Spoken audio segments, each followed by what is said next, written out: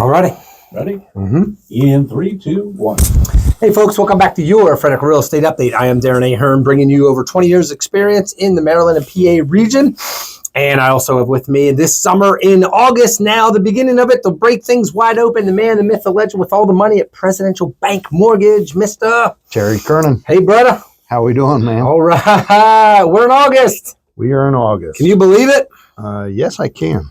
Yes, I can. Flying by. It sure is. This is the height. I think this week, I believe, is usually about the height of summer vacations when everybody's trying to scramble and get those all in or do some other fun things and everything, knowing that school is literally weeks away and right around the corner coming up here. So, well, coming up is my favorite week of the year, and that is the White Marlin fishing tournament that opens in Ocean City this Monday and goes through Friday. There's usually, I haven't checked, but there's usually close to 500 boats. Yeah. They're allowed to fish on 2 or 3 days. I forgot. It's been a year or so. But it's an unbelievable event. Millions of dollars are involved in it. And I will give you an update next week when we're on the show to let you know how the tournament went. It's usually very exciting. Last year, it was the most boring tournament because they caught close to 500 fish, I think, that they had to release because they did not meet the size requirements. So those 500 fish hopefully are bigger this year. Yeah, hopefully they ate something over the winter. Hopefully they got a little fat over the winter, and we'll have a great tournament this year. But there was only one keeper caught last year that covered the blue marlin and the white marlin categories, and they walked home with $6.1 million, and they were local here in Frederick. So, yep. Hey, I'll go fishing. Yeah, it's big time. It's big Start time. offering $6 million purse. I'll go fish. I'll learn. You got to pay to play. So this year's Calcutta. Yeah. Calcutta is you can buy into. You can pay X amount of money to be in the bet to get the biggest white marlin. Right. You can pay X amount to get in with the blue marlin. You can get in with the tuna. So if you know you're just going to go out for tuna fish, you can just go into that Calcutta, right? But if you say, hey, we're just going to go every single Calcutta, it costs $111,000 per boat to play in all the Calcuttas. Times that by about 480 boats. Yeah, that's a couple pieces of dollars. That's right. It's huge, huge money. It's stupid money, if you ask me. But everybody does. But you don't have to pay that per boat. Some people will just go in the white marlin Calcutta. Some people will just go in the blue marlin. A lot of people will just go in the tuna. You'll see the same boat bringing in tuna every day, hoping that they kind of lock up the tuna category. And I don't know if they just play tuna, but it sure feels like it because you'll see the same boat with multiple fish on the board that are tuna. So it's like they're obviously hunting for tuna. They're not worried about the white marlin and the blue marlin. It's a smaller Calcutta. You're going to make less money, but you're still going to pay for your trip. There you go. So, well, I know I lived in Ocean City for a while and had stores in the boardwalk and all that. And I remember going over back in the early 90s to see the boats come in and see who had the biggest fish and all the surprises and what they weighed in at. And now I go down and I want to know what restaurants are serving those expensive fishes because, man, those are some good eatings now, right? So, all right, let's get right into real estate. Terry, what is happening? What are interest rates about average? What's kind of happening right now where things are at? Well, what we're taking a look at is, and I talked about this on the last show, is the momentum is continuing. We are all focused on September, which will start the rate cuts. Now, here's what's going to determine how big the rate cut is. And those are the CPI and the PPI and all the jobs numbers that we're going to see. And the jobs numbers that come in the first week of September are going to be huge in factoring in whether it's a 0.25% cut, which everybody in the world thinks that they're going to cut rates a 1/4 point. But the huge factor is going to be if we feel that we are heading into a recession. We want that soft landing. I've talked about that soft landing on the show many times before. If we want a soft landing and we feel that unemployment is starting to go up, up, up, up, then we have to do something more drastic than a 0.25% cut. We're going to have to take a look at a 0.5% cut. So what would happen with a 0.5% cut? Nobody really knows, but my opinion is our rates. Think about this. Okay. If they cut the rates 0.5% in September, and there's nothing that indicates that they're going to do that. The only thing is the data between now and then will indicate. We'll start to do it. Will tell us how big of a cut. I don't see them doing a 0.5% cut unless things get drastic with unemployment between now and then. Okay. Yep. So don't go around saying, well, Terry Kernan said it's going to be a 0.5% cut.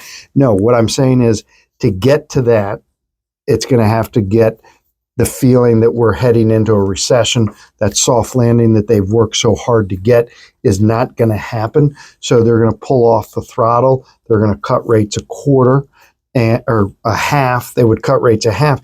And what will actually happen with our rates is our rates will go up.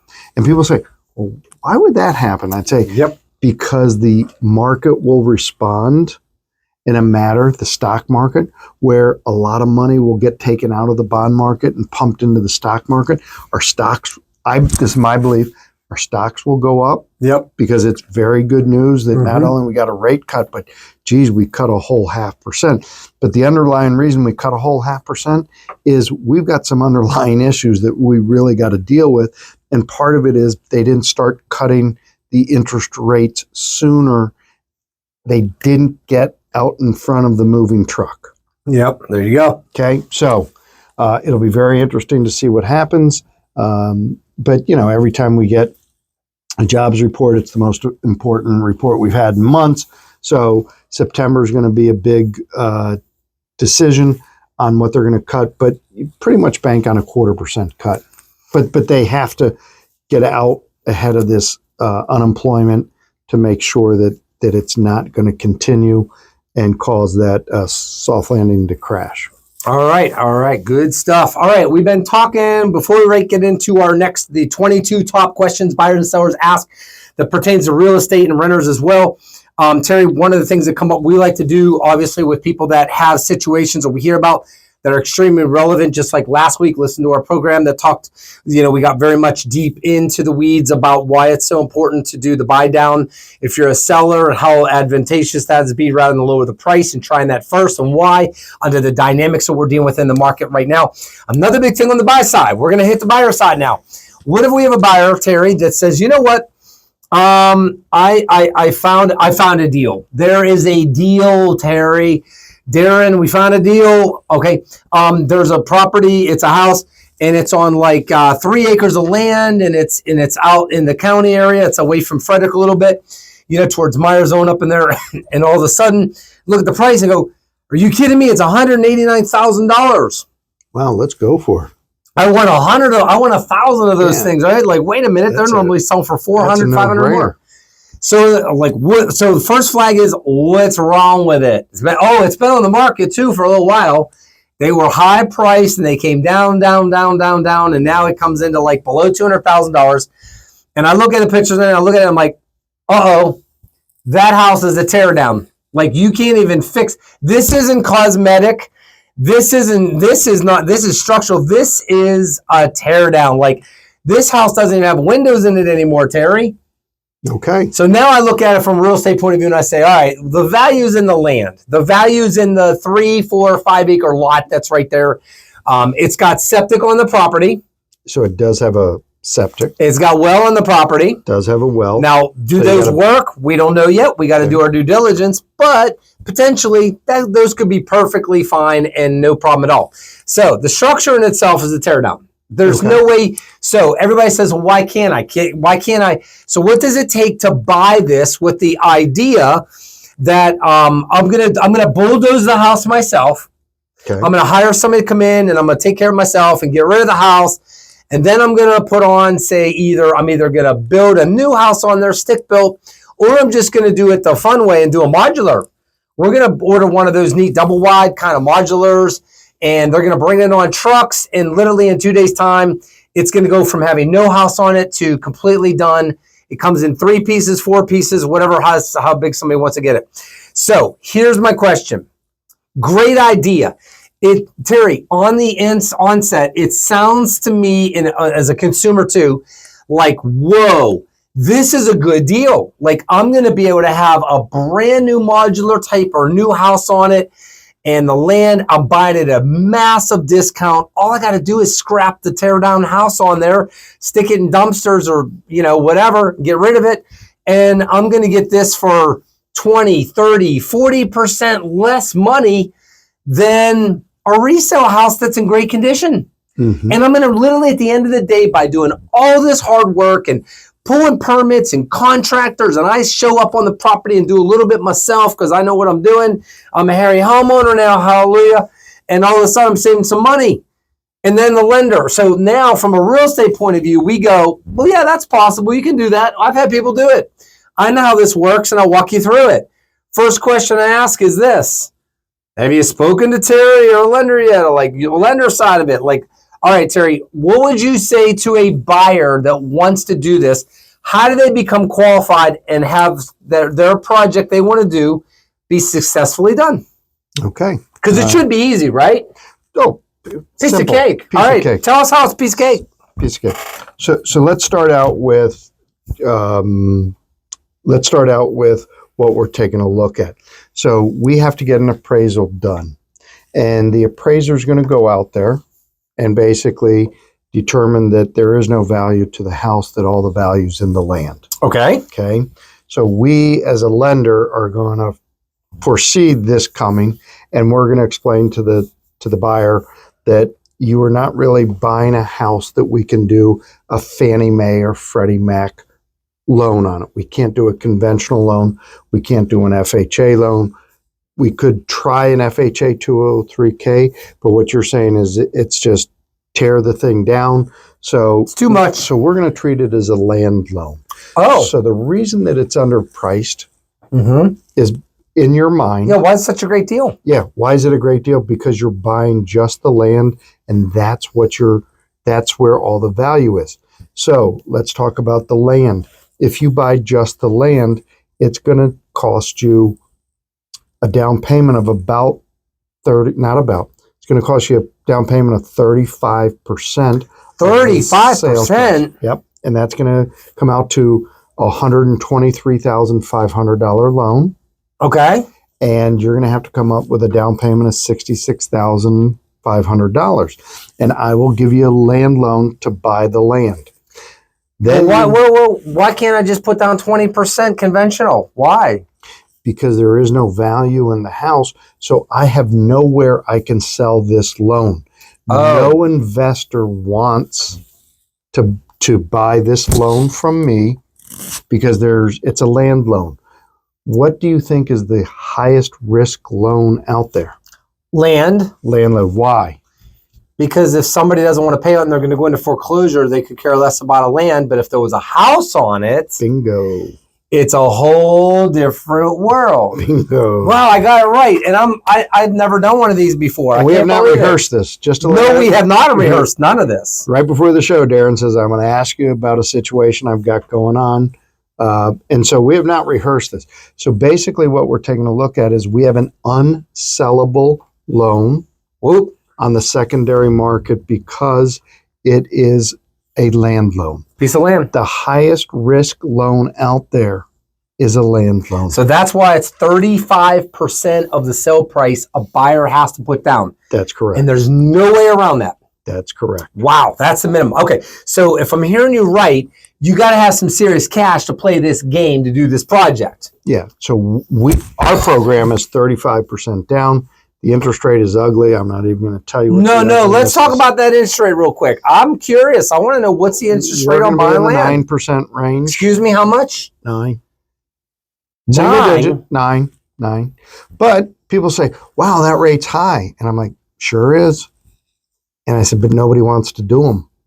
And the reason people don't want to do them, as I said before, it is the highest risk loan out there.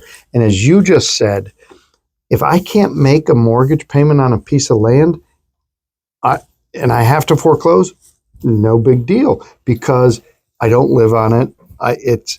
So land has been referred over the years. I've heard it referred to as an alligator. Okay. And what they mean by that is an alligator at some point will eat you alive. Okay. And the land loan can do that because you just pay on it. You're paying on a very high interest rate. You're paying on so our land loan is 35% down. We're in the nines.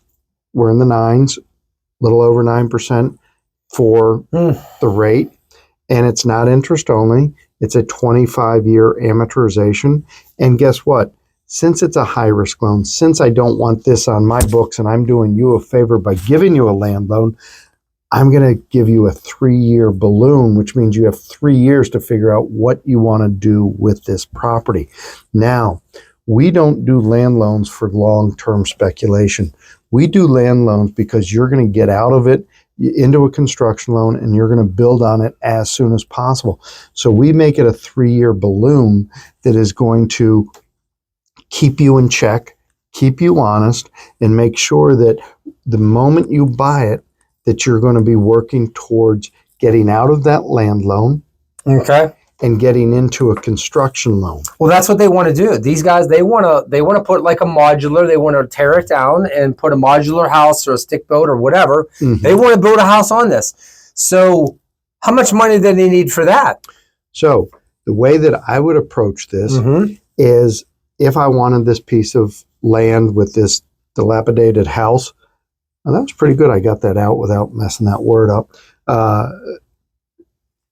If they want to do it, that is the best way to do it. What we would do is we would basically take the piece of land and we would take whatever you're going to put onto the property. So let's say that you're going to take and you had said, and let me just be very clear, you had said a modular mobile home. Yeah, modular, double wide type. Double wide. Yeah. So just to be clear, nice little rancher. There's a modular home. Okay. And that means that it's a factory built home. Yeah, built on a roof, yeah. And it shows up in the boxes and it's quite something to see. All these boxes driving down the highway, they pull up in your front yard and they put a house on by the end of the day. It's pretty awesome. I've been watching it for 35 years. And it always fascinates me how it all works. That's a modular home. It really freaks the neighbors out. The neighbors drive out one day and they see nothing in the yard. They go to work and they see and they go to work, right? And they come back home and there's an entire house on the property. Who did that? Well, I want that builder. First one I ever saw was up in Hagerstown, and it was in a neighborhood. And truly, as neighbors came home, a crowd surrounded. Because they were in awe. They're coming home from work and there's now a house where there was just a foundation when they left at 7:00 that morning. Yep. So let's get back to this. A modular home is not a stick-built home. It is a home that is built in a factory that does arrive in different boxes, and the boxes are assembled with a crane, lifted off the truck, put onto a foundation, and that's assembled. A mobile home is often referred to as a manufactured home. Oh. And a manufactured home is a mobile home, and you hear the terms single wide and double wide. Now, it's much easier to get financing on a double wide. Can we do financing on a double wide? Yes. Can we do financing on a construction loan for a double wide? We cannot do that, and I don't know of anybody that does do it. So if you wanted to do a double wide, I would recommend doing a modular or a stick built. Stick built is when you hire a builder. You're still going to have to hire a builder to do the modular. But let's say we go with the modular route, and what we're going to do is we're going to take the cost of the modular home. Now, when you look at a modular home, and I'm a huge fan of modular homes, part of the modular home builders association, huge fan. I've been doing modulars for years. When you see the price of a modular and it says $125,000, you're like, I can do that. That's no problem. Absolutely. But they're telling you what the boxes cost. They're not telling you what all the foundation and all that. So usually what I tell people is, my rule of thumb is double what the box is going to cost you, and that's what it's going to cost to get that home built in the factory, delivered to you, put on the foundation that you provided. And finished, yeah. So let's say somebody buys a box for $150,000, and let's say their total cost to get that house completed is $300,000, right? Right. Then we're going to take the cost of the lot, which is $190,000. So that gives us $490,000. And we're going to tear down the house, and that's going to cost us $10,000 to tear down the house. Okay. So our total costs are $300 for the house, $190 for the lot, $10,000 for the Tear down. demolition. So now we're at $500,000 total cost. And what we're going to do is we're going to give you 90% of that project cost. Think about this. If you just bought the land, I'm giving you 65% of the cost of the land. Right. If you do the project, I'm going to give you 90% of the project cost. So 90% of $500,000 is a $450,000 loan. Your down payment is $50,000. Yep. Plus your closing costs. Plus your closing costs. But you have to come up with 50 rather than the 66.5 for the lot and then everything else. And it's much easier to do it that way. You're not putting the cart before the horse, okay? What you're doing is you're doing it at the same time. You're assembling the plan before you settle on the land. So when you settle on the land, we're going to settle you with a construction loan, not a lot loan. Lot less money out of pocket. Yep. Lot less costs to you. It's an amazing difference if we can figure out the project before we go to settlement. Now, if somebody's selling this piece of land, they actually will understand what you're trying to do, and in most times they will cooperate with you, okay? Because it's a more sellable piece of land if you know that it's buildable, have a plan, have a project, have a goal, have a budget, and that's the route that I would take 10 out of 10 times if I'm looking at a piece of land, whether there's a tear down on it or it's a vacant piece of land with nothing on it, is before I buy that land, I'm going to have the plan. Before I buy that lot, I'm going to have my plan. I'm going to settle. But if somebody says, well, what if the seller won't wait 60 days for you to do that and they want to settle in 20 days, then you have to go with the lot loan. And we would basically refinance you into a construction loan 30, 60, 90 days. But I will tell you, obviously, it sounds like it's going to cost you more money. Absolutely. It's not the way you want to go. But in this situation, come up with the plan, and the modular home will basically can be up fairly shortly. We're seeing those take, 6 months or less. Stick built's going to probably run you 6 to 9 months. Yep. Okay. Yeah, a little longer. So that's all right. So at the end of the day, this is the thing. We did this whole segment because we wanted to let everybody know how complex something that most people think is just, it's a piece of cake. Give me a loan of land. I'll go in, knock the house down. I'll figure out what I want to build. I just need your money, Mr. Lender. Tell me how much it's going to be to pay every month, and we're good to go. I got me a good deal on this lot. There's a lot involved, and that's why we did this. And most people don't know until they know this is going to be a lot involved. So thanks for sharing that. Good stuff. There you go. Well, I've got one that I've got a person that I'm working with right now, and this is something that I'm going to be very clear about. When you just said it, it's not as easy as it sounds. Not even close. So I have a borrower that came to me after being with 2 other lenders. Okay, she is buying a lot for $135,000, and she's buying it as a raw lot, meaning she doesn't know if it's a buildable lot or not. Oh boy.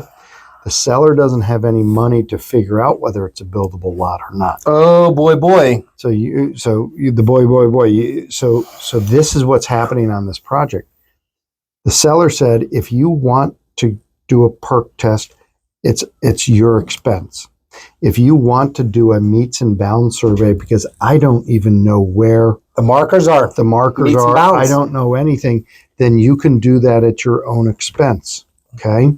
So this $135,000 sales price, the buyer took over $10,000 out of their pocket. Think about this, Darren. $8,000 for a meets and bounds survey. I was going to It's say, an acre of surveys land. aren't cheap. It's an acre of land. $8,000 for that. It was about $4,000 for the perk test. Yep, that's Okay. about right. So she took $12,000 before she settled on this lot out of her pocket. Yep. She did all of this because she was with a lender that gave her the assurance that she could get a construction loan. And then the lender came back and said, you know what? Oh, no. It's not working for you. And so now she went to another lender and he said, oh yeah, I can take care of you. I can get you a construction loan. It's going to be this, this, and this. And then he comes back and he tells her at a later date, no, this isn't going to work for you. The reason it's not going to work for her is because she doesn't have the funds To put down. to put down. Yep. Okay. That should have been known on the front end. And they told her what she wanted to hear and not what she needed to hear. Yeah. I've told her what she needed to hear, and I'm trying to figure out how she can get any of that money back. What a mess. It's a mess. So it's Do your due diligence. do your due diligence, please, please, please, please. And that's the thing. Terry does all this at Presidential Bank Mortgage, and that's why I brought it up too, because this is so important to do all this right and all that. So, all right, we got about 1 minute left or less. Terry, here's the That's thing. it. We're gonna We've been talking that long. but this has been good. This is a great segment because this hits for buyer side. We hit a little bit, but out of the 22 most common questions and things that are asked, Terry, next week we're going to hit into this. The big one: when selling my house, how do I compensate you? How does this commission stuff work? Like, I've heard so much in the news and something about a lawsuit or about this or that, and we don't have to pay nothing no more, and all these agents and everybody's going to work for free, and I can't believe it. It's wonderful.